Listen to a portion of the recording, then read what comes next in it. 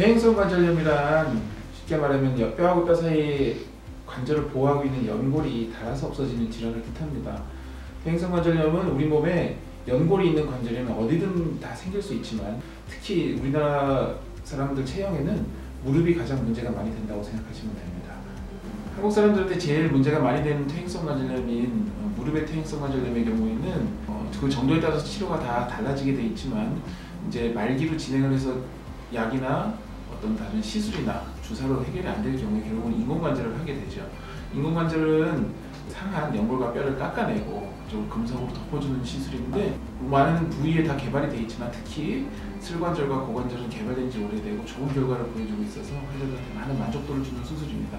하지만 수술 자체가 규모가 작은 수술은 아니고 출혈량도 꽤 있고 수술 후 통증도 어느 정도는 있고 그 다음에 회복하는 기간이 오래 걸리기 때문에 많은 환자분들이 이제 두려워하시고 또 많이들 수술을 받으시다 보니까 그거에 대해서 이제 이런저런 소문을 듣고 뭐 걱정하시는 분들이 많습니다. 뭐 수술하고 나서 염증이 생겨서 문제가 생겼다, 아니면 뻗정다리가 됐다, 좀 쓰다 보면 인공관절이 닳아서 또 재수술을 해야 된다, 이런 소문들이 있는데 그것들은 다 틀린 말은 아니지만 그렇다고 해서 그걸 환자분들이 많이 겁내시거나 하실 그런 내용은 아닙니다.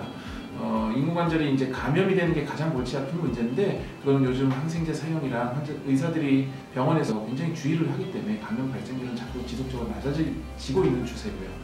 그 다음에 뻗정다리가 된다는 소문들이 많은데 그거는 대부분의 경우에 수술한 지 초창기 환자분들이나 재활이 부족한 환자분들이 이제 주로 호소하는 문제들이고 재활을 열심히 하고 의사들의 지시에 따라서 잘 치료를 한다면 대부분의 경우에는 거의 내 무릎처럼 다 구부러지고 사용을 거의 내 정상 무릎처럼 할 수 있는 그런 좋은 수술이 되겠습니다. 그리고 마지막으로 인공관절 수명이 10년이다, 15년이다, 20년이다 이런 얘기들인데 통상적으로 과거에는 수명이 한 15년 쓰면 닳는다고 돼 있었던 건 맞아요. 하지만 수명이란 건 평균 기간이기 때문에 그거는 인공관절도 기계랑 똑같습니다. 많이 쓰면 빨리 닳는 거고 적게 쓰면 오래 가는 거예요. 그래서 인공관절은 아껴 쓰면 30년 이상도 쓸 수 있는 게 다 의학적으로 논문에 증명이 되어 있는 내용이기 때문에 무조건 20년이 지나면 갈아야 되고 이런 거는 아닙니다.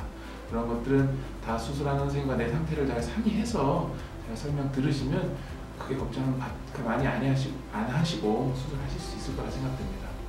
고관절은 우리 허벅지 뼈와 골반뼈가 만나는 관절이죠. 바로 이제 우리 사타구니 속에 있는 그 관절을 고관절이라고 하죠. 고관절에 문제가 생기게 되면 골반의 앞쪽에 통증을 느끼게 됩니다.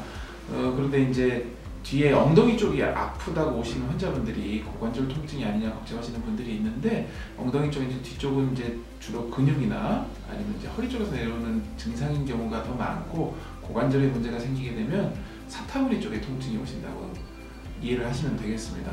한국 사람들한테 고관절에 많이 생기는 병은 무혈성 괴사라 그래서 뼈가 썩는 병이 있는데 뼈가 이제 피가 안 통해서 죽는 병이죠.